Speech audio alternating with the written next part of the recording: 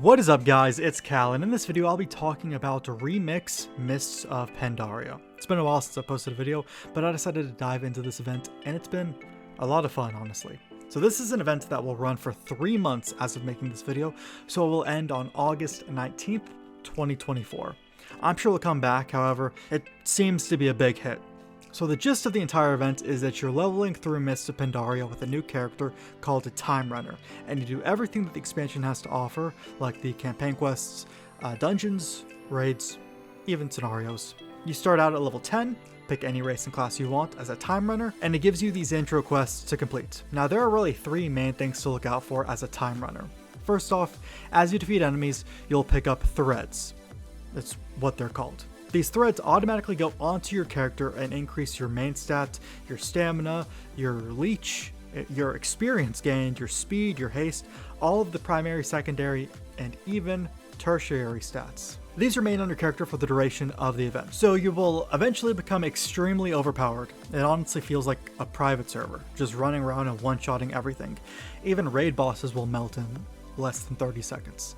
There are achievement markers for gaining a certain amount of threads. Each achievement makes the next Time Runner you create start off with even more threads. The last achievement of this chain is to get 4,200 threads, which I got, I think, around level 60 on my first Time Runner. This achievement gives you 4 toys, which allows you to have wings of Zuin, Chiji, Yulon, and Nizao for 8 hours. Now, the second thing to look out for throughout this event is this bronze that drops. This bronze is a currency used to purchase gear, but more importantly, mounts, toys, and transmog sets. As for the mounts, there are 30 mounts that you can purchase which are brand new exclusive to the event. Then there are 11 other mounts that can be farmed on retail, but you have to rely heavily on RNG.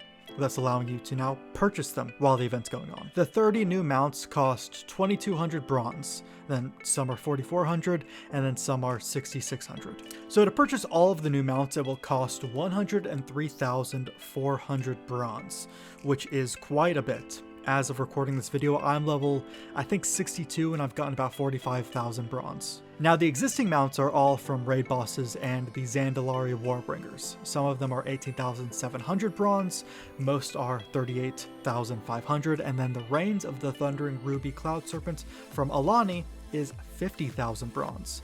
So to purchase all of the existing mounts, it will cost 432,800 bronze. So make sure to check which you already have, so you don't duplicate. For the toys, there are several of them, all of which can be farmed on retail but have terrible RNG.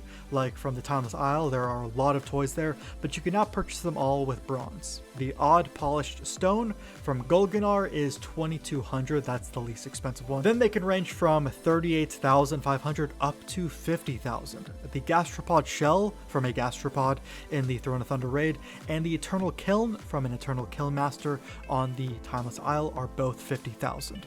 So all the toys will cost 260,050 bronze. And then the transmog ensembles for the Rayfinder normal, heroic, and mythic raids, as well as world ensembles and other class and weapon ensembles. Now there are just a ton of these because it's like 4 difficulties for each raid in Mists, and then an ensemble per armor type. Evokers and Demon Hunters can still utilize the mail and leather ensembles. The ensembles range from 1,250 to 5,000 bronze each. And then one final thing to purchase with this bronze are heirlooms. If you played Mists when it was current, you probably remember Garrosh dropping heirloom weapons. These are of course weapons you can use on alts of any level because they are heirlooms. There are 11 of them and they cost 8,000 bronze each. And 2 Bones of Manroth. These bones drop off Garrosh on normal difficulty or above. You can purchase Garrosh's signature plate shoulders, the Tusks of Manroth. This is 38,500 bronze and 20 Bones of Manroth. So the heirlooms are a total of 88,000 bronze. Therefore, if you want to purchase all of the mounts and toys, it's a whopping total of 796,250 bronze. All the heirlooms included in that number is 884,250, and then just do the math on the ensembles that you want. Now, staying on topic of threads and bronze, you can get a good amount of both of these whenever you do your first normal and heroic dungeon of the day. normal and heroic scenario of the day, and then raid finder of each wing of the day, as well as over 140 new achievements with the remix, all of which are feats of strength, and lots of them will give you tons of bronze as well. You'll also get this ability that lets you scrap pieces of gear you don't want, and that will also be converted into bronze. Now, at the beginning I mentioned there are 3 big differences from this event to natural Mists of Pandaria: threads, bronze, and the final one are gems. Not so much the gems that we're used to. These are different types of gems that have different effects, effectively making you even more overpowered. The gear you equip will allow you to put different gems in it. The headpiece is the only piece that you can put a meta gem in. You can only put 1. These meta gems are very good, and they give you an active ability that will either make you super powerful or your group. Now, your boots can have 1 cogwheel gem in it.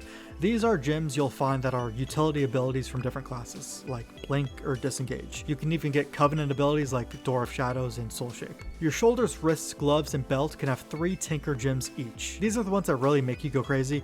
When you first stumble upon these pieces of gear, they will only have 1 socket, but as you get higher item level things, they will eventually be 3 socket each. And they do all sorts of things, like allowing you to shoot fireworks out of your abilities, hitting targets or freezing targets, and when that target dies they will explode or give you a large absorption shield, all sorts of things.